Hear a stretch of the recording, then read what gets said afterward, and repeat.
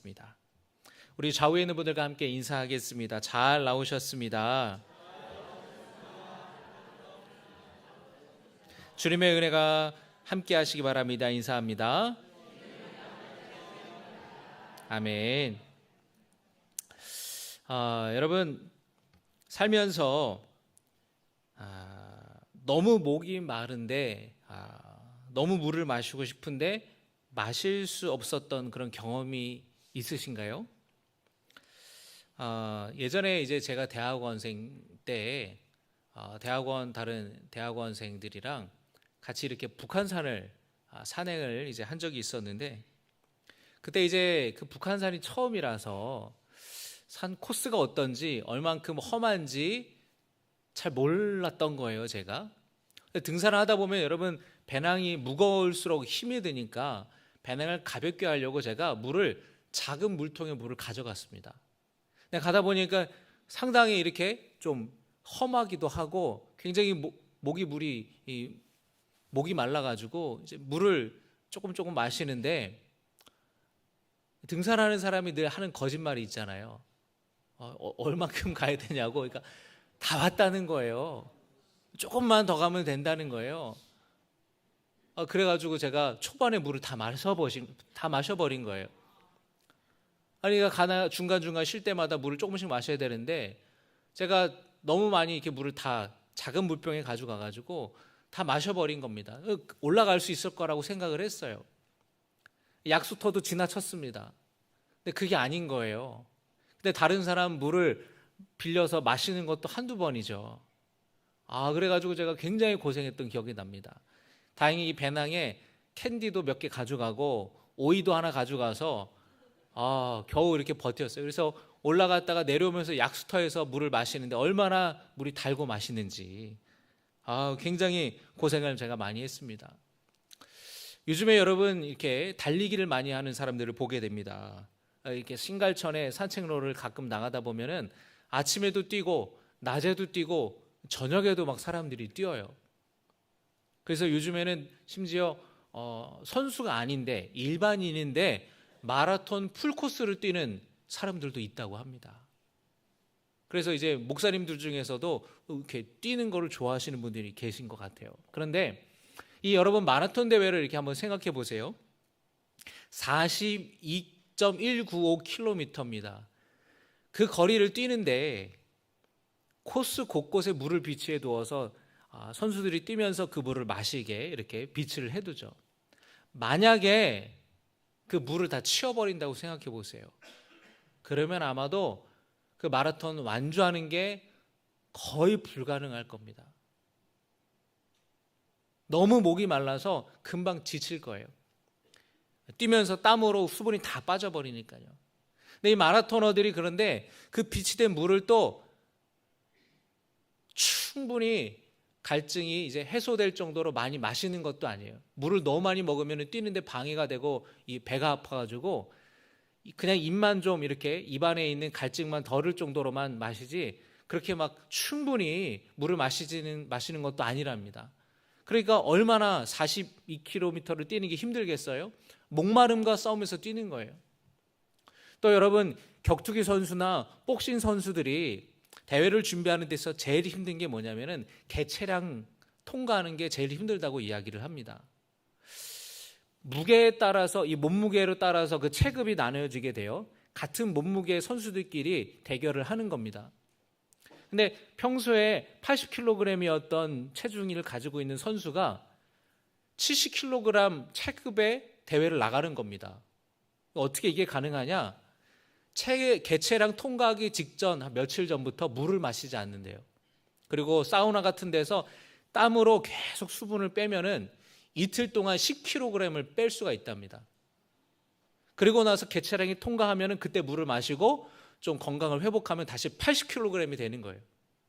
근데 이거를 통과 못해서 대회를 못 나가는 사람도 있고, 일반 사람들은 이걸 절대로 할 수 없다고, 너무 위험한 일이라고 이야기를 합니다. 그 개체량을 통과할 때에 비 오듯이 땀이 막 흐르고 수분이 다 빠져나가는데 절대 물을 마시지 않는 거예요. 얼마나 힘들겠습니까? 저처럼 등산하다가 그만 물을 제대로 준비 못해서 마시지 못하는 경우도 있고, 마라톤을 뛰는데 물이 꼭 마셔야 되는데 준비를 못한다든지, 또 여러분 그렇게 개차량을 통과하려고 또 물을 마시는 것을 참는다든지, 얼마나 물을 마시고 싶고 그 물이 얼마나 간절하겠습니까? 지금 시편 63편에서 다윗은 자기가 광야에서 간절히 물을 찾았지만 찾을 수 없어서 목이 너무 말라 힘들고 지쳤던 경험을 떠올리면서 이 시를 쓴 거예요. 자신의 지금 영혼이 너무 마르고 황폐한 땅에서 간절하게 물을 찾는 것처럼 하나님을 갈망하고 있다고 다윗은 이야기하고 있습니다. 1절의 말씀 우리 같이 보겠습니다. 하나님이여 주는 나의 하나님이시라. 내가 간절히 주를 찾되 물이 없어 마르고 황폐한 땅에서 내 영혼이 주를 갈망하며 내 육체가 주를 앙모하나이다. 다윗은 지금 굉장히 어려운 상황에 처해 있는 게 분명해요. 구체적으로 언제인지는 알 수가 없습니다. 그런데 다윗은 지금 자신의 영혼이 물을 마시지 못해서 탈수 증상에 시달리는 사람처럼 그렇게 간절함으로 하나님을 찾고 있다고 이야기를 합니다. 1절에서 내 영혼이 주를 갈망하며 할 때 영혼이라는 말은 영혼, 생명, 호흡이라는 뜻도 있고 그 사람의 존재 전부를 의미하는 뜻도 있습니다. 그러니까 내 영혼이 주를 갈망합니다라는 고백은 나의 생명, 나의 존재 전부가 지금 하나님을 갈망하고 있다고, 나의 영과 혼과 육이, 나의 생각과 감정과 내 인격이 하나님을 갈망하고 있다고, 하나님을 사모하고 있다고 고백하고 있는 거예요. 지금 다윗의 상황은 분명히 좋지 않습니다. 9절의 말씀을 한번 보시겠습니다. 9절입니다. 시작. 나의 영혼을 찾아 멸하려 하는 그들은 땅 깊은 곳에 들어가며, 내 영혼을 찾아 멸하려고 하는 사람들이 있다는 거예요. 나를 죽이려고 하는 사람들이 있다는 겁니다. 두렵고 불안해요. 곤고하고 다윗은 탈진되어 있습니다. 어떻게 해야 될지 막막해요. 이 고난이 언제 끝나는지 알 수 없습니다. 이 절박한 상황에서 다윗은 하나님을 갈망했다라는 것이에요.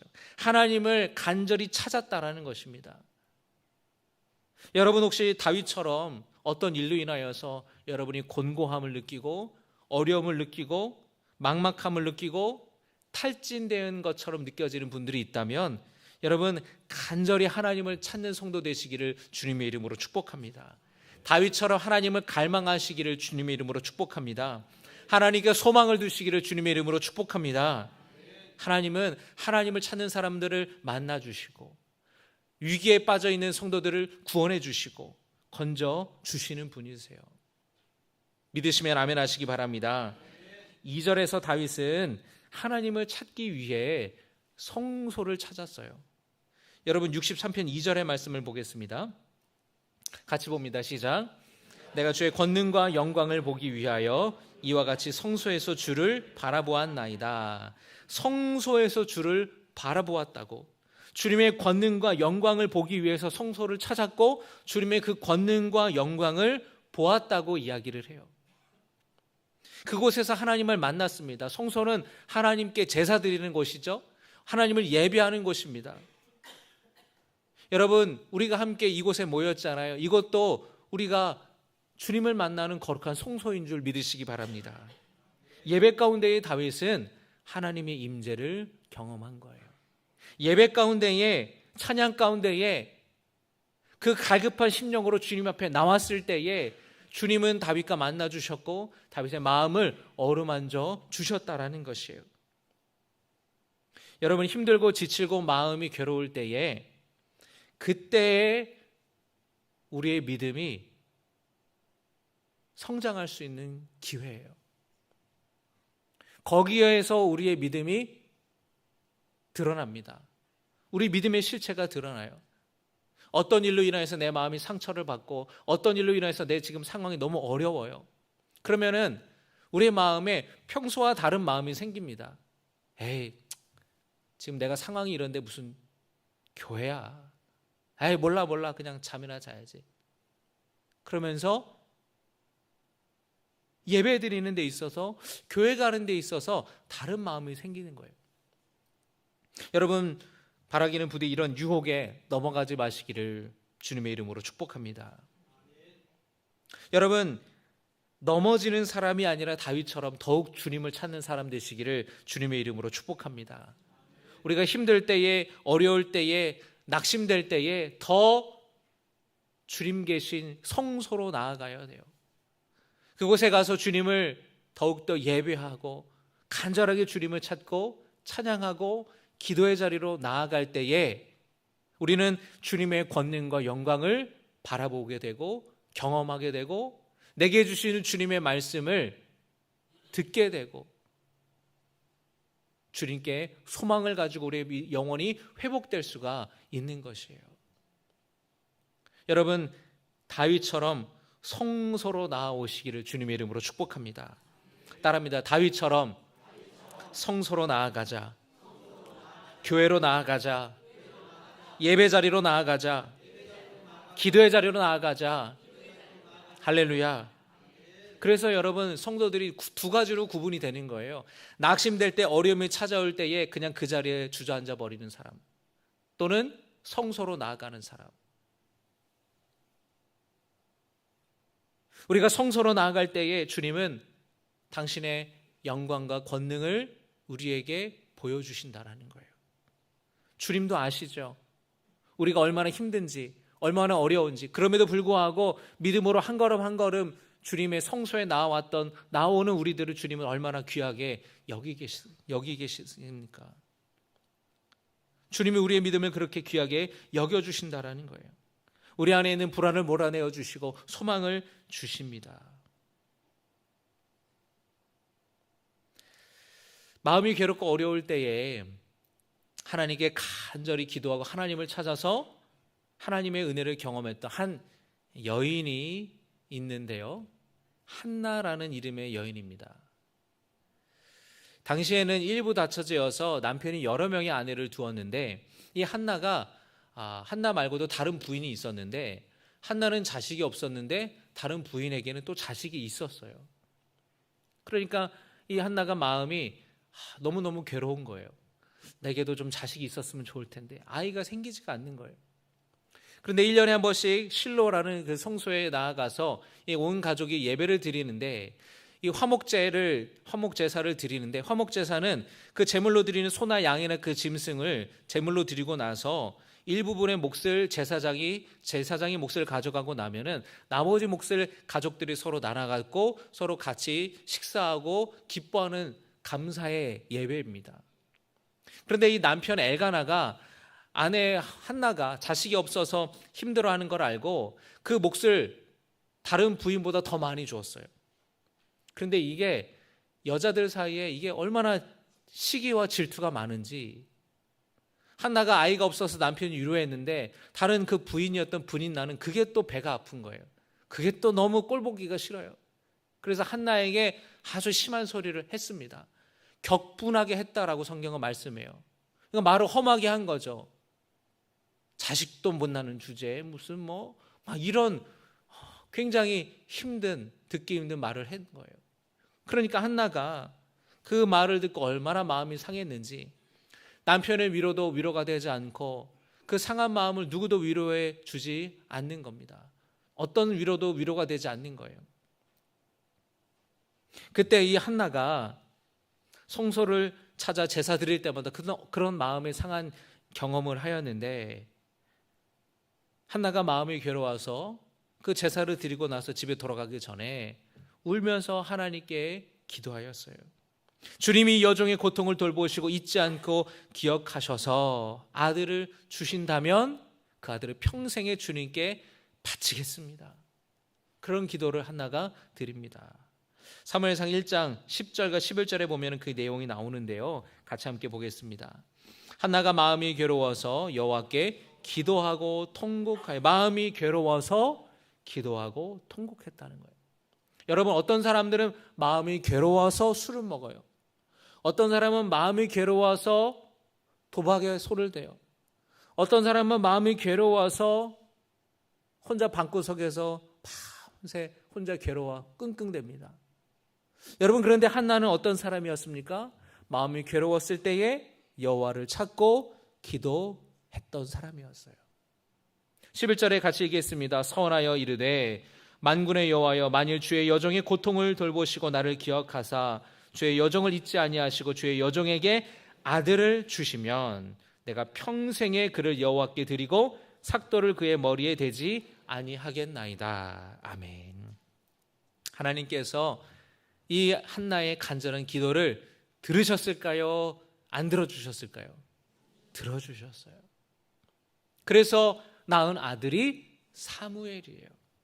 이스라엘 민족의 영적인 지도자가 바로 태어난 겁니다. 하나님께서 그 간절한 한나의 기도를 들어주셨어요. 사무엘상 1장 19절입니다. 그들이 아침에 일찍이 일어나 여호와 앞에 경배하고 돌아가 라마의 자기 집에 이르니라. 엘가나가 그의 아내 한나와 동침함에 여호와께서 그를 생각하신지라. 할렐루야. 따라합니다. 여호와께서 그를 생각하신지라. 따라합니다. 여호와께서 나를 생각하신지라. 아멘이십니까? 여호와께서 한나를 생각하셨다고 성경은 말씀합니다.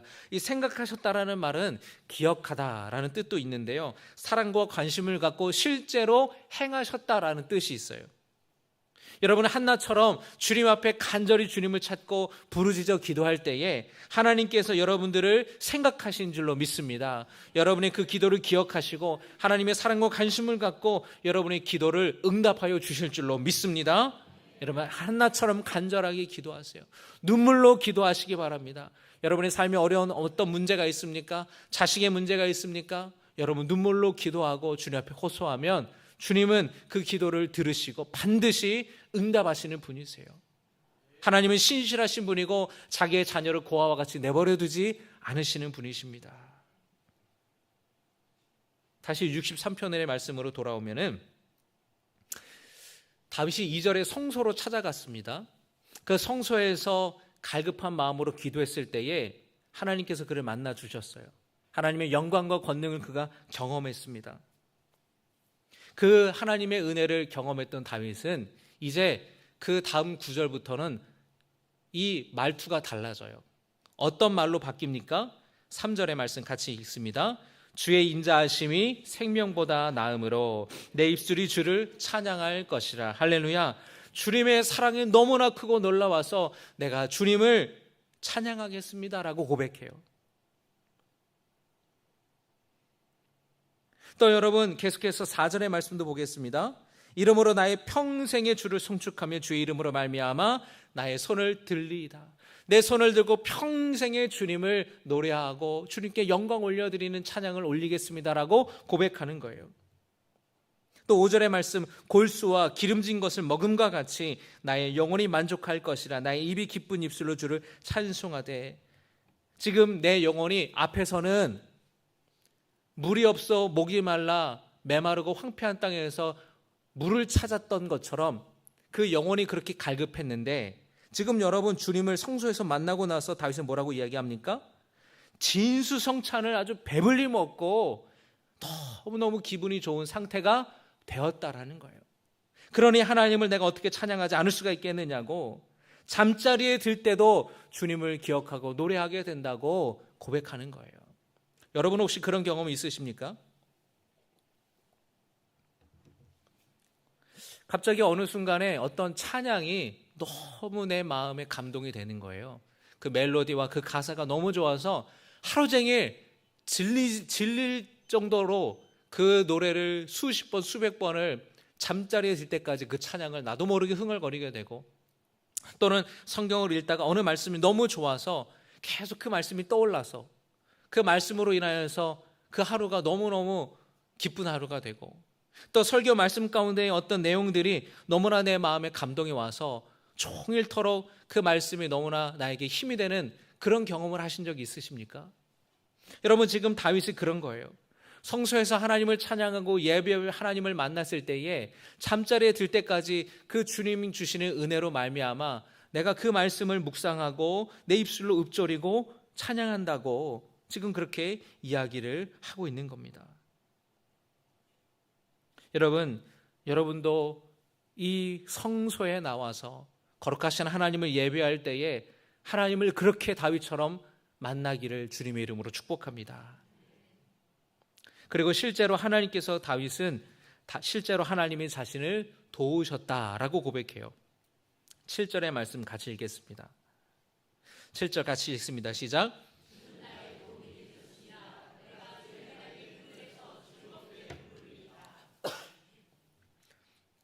주는 나의 도움이 되셨습니다. 여러분, 이거는 과거형이에요. 과거형. 그러니까 이 지금 시 자체가 이미 상황을 다 지나간 이후에 지은 거잖아요. 자기가 그렇게 목마르고 자기의 영혼이 너무너무 메마르고 황폐한 곳에서 물을 찾듯이 하나님을 찾았더니 그 성소에서 하나님이 만나주시고 위로해 주시고 그 마음의 평강을 주셨을 뿐만 아니라 실제로도 주님이 나의 도움이 되어주셨다라는 고백을 하고 있는 겁니다.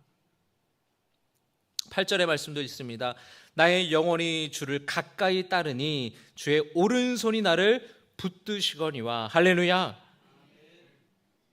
하나님께 딱 붙어 있었더니 주님의 오른손으로 나를 붙들어 주셨다라는 거예요.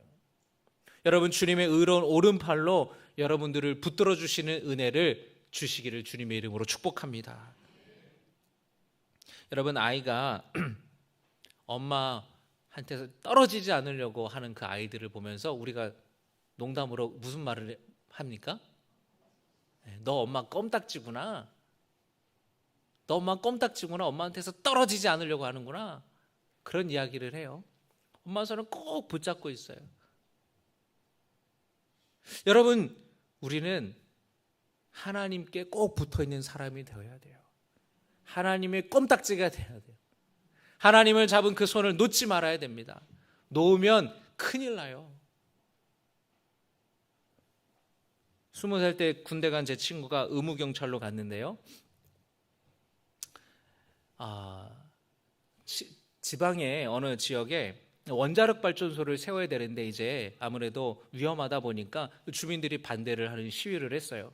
근데 그 시위가 점점 커져가지고 인천에 있는 그 기동대에 있는 제 친구까지 그 기동대가 출동을 해서 시위를 이제 막으려고 이제 갔던 거예요. 그런데 여러분, 이 시위대를 이제 이 의경들이 앞에 방패를 들고 있는데 혼자 방패를 들고 있지 않고 그 뒤에 사람이 앞에 있는 사람을 꼭 붙들고 있습니다. 이 놓치면 안 되는 거예요. 왜냐하면 놓치면은 끌려가서 방패도 뺏기고 매맞기도 하고 막 그래요. 근데 이게 제 친구가 그렇게 이렇게 2인 1조로 해가지고 방패를 들고 있었는데 그만 뒤에 이제 놓쳐가지고 그만 이제 풀리고 방패도 뺏기고 끌려가가지고 매를 맞아가지고 휴가를 나왔는데 애가 깁스를 하고 왔어요. 이 강목에 맞아가지고 팔이 부러진 거예요. 이걸 놓치면 안 되는데, 방패를 놓치면 안 되는데 그냥 무방비 상태에서 맞고 이제 막 이리저리 도망치다가 이제 들어온 게 된 거죠. 그래가지고 야, 너 무슨 일이야? 팔 깁스를 했다면서 막 거의 영웅담을 이렇게 이야기를 해주더라고요. 자기가 참았으면 죽을 뻔했다고, 담을 뛰어넘었다고 막. 여러분, 그 방패를 놓치면은 큰일 나는 거예요. 여러분, 군인이 방패를 놓치면은 적의 화살을 어떻게 맞겠습니까? 적의 칼을 어떻게 맞겠어요? 그런데 다윗이 뭐라고 이야기합니까? 하나님은 나의 방패가 되어주신다고. 하나님은 나의 피할 반석이 되어주신다고. 그 뒤에 숨어 있으면 안전하다라는 거예요. 하나님께 꼭 붙어 있겠다고, 나는 꼭 붙어 있는다고 다윗은 고백하는 겁니다. 그러면 주님의 오른손이 나를 붙들어 주십니다 라고 고백하는 거예요. 여러분, 주님의 강한 능력과 권능으로 여러분들을 붙들어 주시고 보호해 주시고 인도해 주시는 은혜를 여러분이 경험했으면 정말 좋겠습니다. 한나처럼 여러분이 눈물로 기도하여서 문제가 해결됐다고, 응답받았다라는 고백할 수 있기를 주님의 이름으로 축복합니다. 어떤 문제라도 주님이 함께 하시면, 주님이 일하시면 해결받지 못할 문제는 없어요.